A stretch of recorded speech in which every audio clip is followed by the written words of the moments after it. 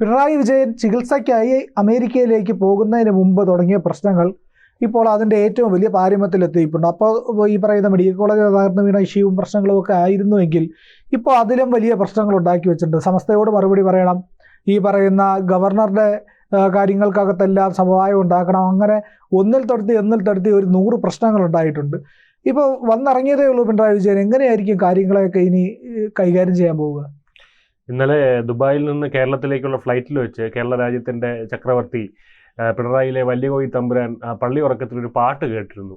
അത് പ്രിയനെ അറിയാമായിരിക്കും. അറബിക്കഥയിലെ മറ്റേ പാട്ടുണ്ടല്ലോ, തിരികെ ഞാൻ വരുമെന്ന വാർത്ത കേൾക്കാനായി.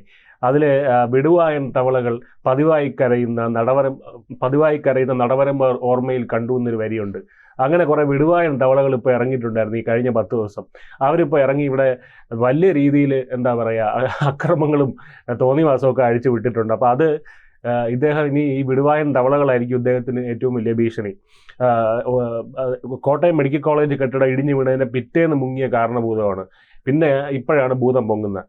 അപ്പോൾ എന്നാലും തിരിച്ചു വരുന്നത് എന്തായാലും വിവാദങ്ങൾക്കൊപ്പമാണ്. ഏറ്റവും ഒടുവിലത്തെ പുകഴ്ചൽ എന്ന് പറയുന്നത് ആർഷോ PK ശശി കൊലവിളിയാണ്. അപ്പോൾ അതിൽ നശിപ്പിച്ചല്ലോടാ നിങ്ങളൊക്കെ എന്ന് പറഞ്ഞ് കലിതുള്ളിയാണ് പുള്ളി വന്നുകൊണ്ടിരിക്കുന്നത്. എന്തായാലും ആർഷോയ്ക്കിട്ട് മുഖ്യമന്ത്രി പൊട്ടിച്ചയക്കുന്നുള്ളൊരു സൂചന വരുന്നുണ്ട്. കാരണം CPI നേതാക്കൾ തടഞ്ഞിട്ടും അത് അവഗണിച്ച് ശശിക്കെതിരെ ആർഷോ കൊലവിളി നടത്തിയെന്നാണ് കിട്ടുന്ന വിവരം. 10 ദിവസം പിണറായി മാറി നിന്നപ്പോൾ CPI നേതാക്കളും SFI ഞാഞ്ഞൂലും കൂടെ ഇവിടെ കിടന്ന് അഴിഞ്ഞാടിയിട്ടുണ്ടായിരുന്നു. അപ്പോൾ അതായത് പിണറായി പൂർണ്ണമായും മാറാനായിട്ട് കാത്തിരിക്കുകയായിരുന്നു കമ്മ്യൂണിസ്റ്റുകാരെന്ന് വേണം മനസ്സിലാക്കാൻ. അപ്പോൾ ഇന്നലെ വൈകുന്നേരത്തോടെ ദുബായിൽ എത്തിയ മുഖ്യമന്ത്രി ഇന്ന് പുലർച്ചെ 3:30 തിരുവനന്തപുരത്ത് എത്തിയത്. ചീഫ് സെക്രട്ടറിയും DGP അടക്കമുള്ളവർ മുഖ്യമന്ത്രി സ്വീകരിക്കാൻ വിമാനത്താവളത്തിൽ എത്തിയിരുന്നു.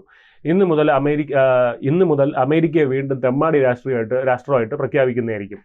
എന്തായാലും CPM-ലും സർക്കാരിലും ആകെ പുകഴ്ച്ചിലും എല്ലാം കുഴഞ്ഞു മറിഞ്ഞു കിടക്കുകയാണ്. തിരിച്ചെത്തിയ മുഖ്യമന്ത്രിയെ മാധ്യമങ്ങൾ വളഞ്ഞാക്രമിക്കുമെന്നുള്ള കാര്യത്തിൽ യാതൊരു സംശയമില്ല. ചോദ്യങ്ങൾ ഒരുപാടുണ്ട്. അതിനെല്ലാം മുഖ്യമന്ത്രി മറുപടി പറയുമോ? മാധ്യമങ്ങളെ കണ്ടാലേ ചതുർത്ഥിയാണ് പുള്ളിക്ക്. കടക്ക് പുറത്ത് എന്നുള്ള വലിയ ധാർഷ്ട്യമൊന്നും ഇപ്പം നടക്കില്ല. അപ്പോൾ അതുകൊണ്ട് മാധ്യമങ്ങളോട് ഉത്തരം പറഞ്ഞേ മതിയാവുള്ളൂ. എന്നാൽ ഒരു ഉത്തരവും പിണറായിക്കില്ല. വിവാദങ്ങൾക്ക് മറുപടി പറയാൻ ആകാതെ മുഖ്യമന്ത്രി പേടിച്ചോടി എന്നായിരുന്നു ഇതുവരെ വിമർശനങ്ങൾ.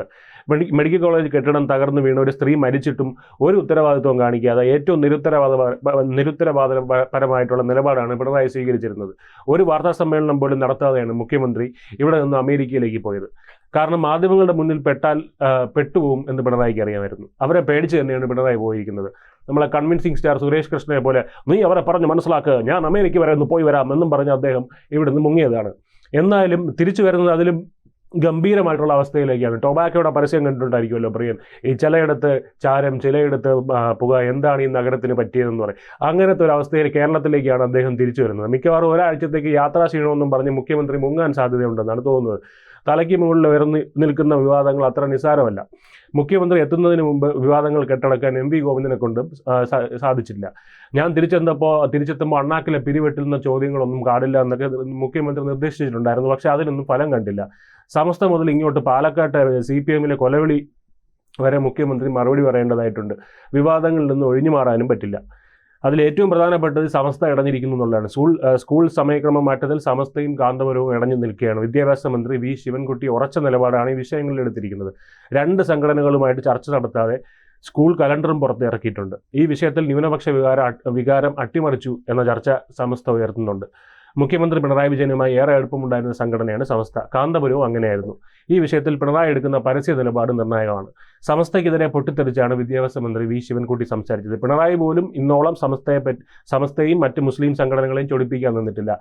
ജിഫ്രി മുത്തുകോയ തങ്ങളൊക്കെ കണ്ണുരുട്ടുമ്പോൾ അവിടെ നിന്ന് വിറയ്ക്കുന്ന ആളാണ് പിണറായി. അവരെ പ്രീണിപ്പിച്ച് നിർത്തുകയായിരുന്നു ഇന്ന് വരെ. സമസ്തയെ പരിഹസിച്ച ശിവൻകുട്ടിയുടെ നിലപാട് പിണറായിയെ ചൊടിപ്പിച്ചിട്ടുണ്ടെന്നത് വ്യക്തമാണ്. പിണറായിയുടെ അഭാവത്തിൽ മന്ത്രിമാർ നട്ടല് കാണിച്ചു തുടങ്ങി എന്നൊക്കെയായിരുന്നു സ്കൂൾ സമയമാറ്റ വിഷയത്തിൽ ശിവൻകുട്ടിയുടെ കട്ടായ നിലപാടിലൂടെ വെളിവായെന്ന് സോഷ്യൽ മീഡിയയിൽ ചർച്ചകളുണ്ടായിരുന്നു. സ്കൂൾ സമയമാറ്റത്തിനെതിരെ സമരത്തിനിറങ്ങുന്ന സംസ്ഥയ്ക്കെതിരെ രൂക്ഷ വിമർശനം നടത്തിയായിരുന്നു ശിവൻകുട്ടി രംഗത്തേക്ക് വന്നത്. മതസംഘടനകൾ വിദ്യാഭ്യാസ രംഗത്ത് അനാവശ്യമായി ഇടപെടുന്നത് അംഗീകരിക്കാനാവില്ല എന്നൊക്കെ പച്ചയ്ക്ക് പറഞ്ഞു ശിവൻകുട്ടി. സർക്കാർ ഒരു തീരുമാനം എടുക്കുമ്പോൾ എല്ലാ കുട്ടികളെയും ബാധിക്കുന്ന തരത്തിൽ എടുക്കാൻ പറ്റുള്ളൂ. ഏതെങ്കിലും ഒരു വിഭാഗത്തിന് വേണ്ടി പരീക്ഷ മാറ്റിവെക്കുക, ക്ലാസ് ടൈം മാറ്റിവെക്കുക, ഇതൊന്നും സാധ്യമല്ല. അതൊന്നും ജനാധിപത്യമായ സർക്കാരിന് സാധ്യമല്ല എന്നൊക്കെ പറഞ്ഞിരുന്നു. ഈ ആവശ്യം ജനാധിപത്യ വിരുദ്ധമാണെന്നും അദ്ദേഹം പറഞ്ഞിരുന്നു. എന്തായാലും മുഖ്യമന്ത്രി തിരിച്ചെത്തുന്നതോടെ സമസ്തയും കാന്തപുര വിഭാഗവും ഒക്കെ മുഖ്യമന്ത്രിക്കായിട്ട് നേരിട്ട് വന്ന് ചർച്ചയെടുക്കും, മുഖ്യമന്ത്രിയുമായി നേരിട്ട് ചർച്ചയെടുക്കുമെന്നുള്ള കാര്യം ഉറപ്പാണ്. മുഖ്യമന്ത്രിക്ക് സമ്മർദ്ദം ഉണ്ടാവും. മുഖ്യമന്ത്രി ഇവരുമായി ചർച്ച നടത്തി എന്ത് നിലപാടെടുക്കുന്നു അത് ഇനി കാണാനിരിക്കുന്നതാണ്. സമസ്തയുടെയും കാന്തപുരത്തിൻ്റെയും ഒക്കെ ആവശ്യങ്ങൾക്ക് വഴങ്ങി കൊടുക്കേണ്ടി വന്നാൽ സർക്കാരിന് വലിയ ക്ഷീണവും ഉണ്ടാവും. എന്നാൽ ഈ ഇസ്ലാം സംഘടനകളൊന്നും വെറുപ്പിക്കാൻ കഴിയുന്ന അവസ്ഥയിലുമല്ല പിണറായി ഉള്ളത്. തെരഞ്ഞെടുപ്പ് വരാൻ പോവുകയാണ്. വോട്ട് ബാങ്ക് പ്രധാനമാണ്. അവിടെ പൊളിഞ്ഞാൽ അടപടലം പൊളിയും. പിണറായി എന്ത് നിലപാട് സ്വീകരിക്കും?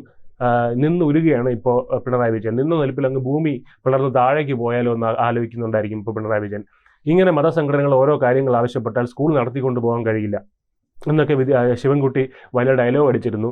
വിരട്ടാൻ വരരുത് എന്നൊക്കെ പറഞ്ഞിരുന്നു. ഇതിനൊക്കെ ഇനി എന്ത് പറയൂ എന്നുള്ളൊരു ഐഡിയയും പിണറായി വിജയനില്ല. ഈ ഇടതുപക്ഷം ഭരിക്കാൻ തുടങ്ങിയ ഒരു 10 വർഷത്തിനിടയിൽ ഇപ്പോഴാണ് ഒരു ഉറച്ച ശബ്ദത്തിൽ മതസംഘടനകൾക്കെതിരെ ഇവർ പ്രതികരിച്ചു തുടങ്ങിയത്. എന്നാൽ പിണറായി വരുന്നതോടെ എല്ലാം ഉൾട്ടയാവും എന്നുള്ള സാധ്യത കാണുന്നുണ്ട്. പിന്നെ തീർന്നില്ല കേരള സർവകലാശാലയിലെ വിഷയം. അതിനേക്കാൾ ബഹുകേമമാണ്. സർവകലാപശാലയാക്കി മാറ്റിക്കൊണ്ടിരിക്കുകയാണ് SFIയിലെ കുരിപ്പുകൾ. കാരണം വായിൽ കൊള്ളാത്ത എല്ലാം പറഞ്ഞ് ഗവർണർ ആർലേക്കറിനെ ചൊടിപ്പിച്ചിരിക്കുകയാണ് HFI. ഗവർണറിനെ നേരിട്ട് വെല്ലുവിളിച്ചിരിക്കുകയാണ്. അതായത് പച്ചത്തെറി വിളിച്ച് തെരുവിലിട്ട് തല്ലു എന്നൊക്കെയാണ് SFIക്കാർ കൊല വിളിച്ചത്. ഇനി ആർലേക്കറിൻ്റെ കാല് പിടിക്കാൻ പോകണം. കാരണം അല്ലെങ്കിൽ മകൾക്കും മുഖ്യമന്ത്രിക്കും ഒക്കെ നേരെയുള്ള വാള് വീണ്ടും കേന്ദ്രം എടുത്തിട്ട് പ്രയോഗിക്കും. ഇതുകൂടാതെ സ്കൂളുകളിൽ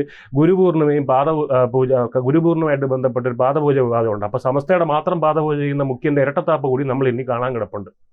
പിന്നെ ഇതിനിപ്പം മറ്റൊന്നുകൂടി വന്നിട്ടുണ്ട്.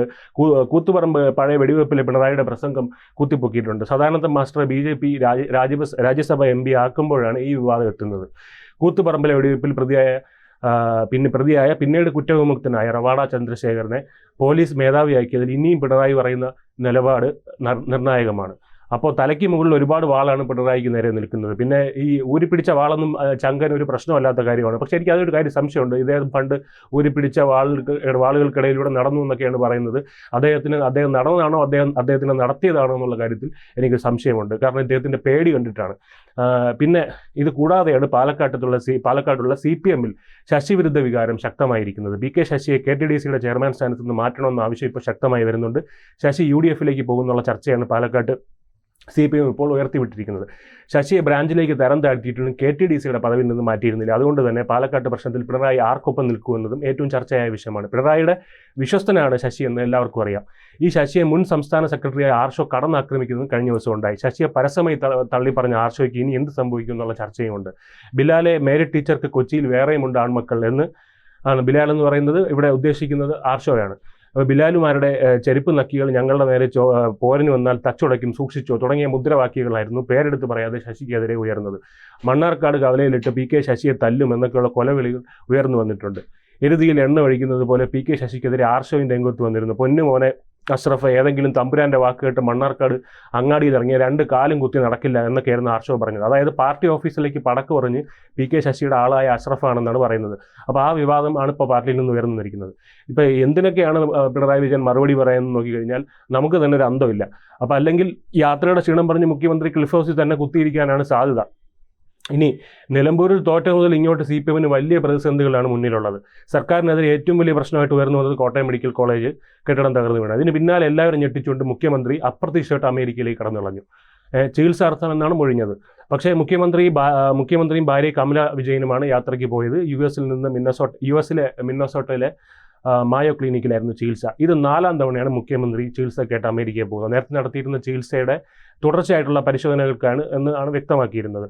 പ്രത്യേകിച്ച് അദ്ദേഹത്തിന് ഈ അടുത്ത കാലത്തായിട്ട് നിരവധി ആരോഗ്യ പ്രശ്നങ്ങളുണ്ടായിരുന്നു. എന്നാൽ അതൊന്നും മാധ്യമങ്ങൾക്ക് മുന്നിലേക്ക് എത്താതിരിക്കാനുള്ള എല്ലാ ശ്രമവും അദ്ദേഹം നടത്തിയിട്ടുണ്ടായിരുന്നു. 2018 സെപ്റ്റംബറിലാണ് മുഖ്യമന്ത്രി ആദ്യമായി വിദേശ ചികിത്സയ്ക്ക് പോയത്. 2022 ജനുവരി 11 മുതൽ 26 വരെയും ഏപ്രിൽ അവസാനം ചികിത്സയ്ക്കായി US-ൽ പോയിരുന്നു. 3/4 കോടിയോളം രൂപ പിണറായി ഖജനാവിൽ നിന്നും ഇതിന് ചെലവാക്കിയിട്ടുണ്ട്. ഇത് വലിയൊരു വിവാദമായി നിൽക്കുന്നുണ്ട്. വിദേശത്ത് എവിടെ പോയാലും പിണറായി ദുബായ് വഴി ഇറങ്ങും. പോകുമ്പോൾ ഇറങ്ങും, അല്ലെങ്കിൽ തിരിച്ചു വരുമ്പോൾ ഇറങ്ങും. അത് വിദേശത്ത് ഏത് രാജ്യത്ത് പോയാലും പിണറായിയുടെ നിലപാട് ഇതാണ്. അദ്ദേഹം ഇന്നലെ തിരിച്ചു വരുന്ന വഴിക്ക് അവിടെ ഇറങ്ങിയിരുന്നു. ദുബായിൽ മുഖ്യമന്ത്രിക്ക് ഔദ്യോഗിക പരിപാടികളൊന്നും ഇല്ലായിരുന്നു, എന്നിട്ടും അവിടെ ഇറങ്ങി. അപ്പോൾ മുഖ്യമന്ത്രി ഇങ്ങനെ ദുബായിൽ അടിക്കടി പോകുന്നതിനെതിരെ വലിയ വിമർശനങ്ങൾ വന്നിട്ടുണ്ട്. അവിടെ മുഖ്യമന്ത്രി തൻ്റെ സമ്പാദ്യങ്ങൾ, അതായത് കേരളത്തിൽ നിന്ന് കട്ടുണ്ടാക്കിയതും മോഷ്ടിച്ചുണ്ടാക്കിയതും എല്ലാം അവിടെ കൊണ്ടാണ് പതുക്കിയിരിക്കുന്നതെന്നാണ് സോഷ്യൽ മീഡിയയിൽ പരക്കെയുള്ള വിമർശനം. അപ്പോൾ ഇത്തവണ ആ വിമർശനങ്ങൾ സോഷ്യൽ മീഡിയയിൽ പലയിടത്തായിട്ട് ഉയർന്നു വരുന്നുണ്ട്. ഏതായാലും കേരളത്തിൽ കാലുകുത്തുന്ന പിണറായിക്ക് കണ്ടകശനിയാണ്.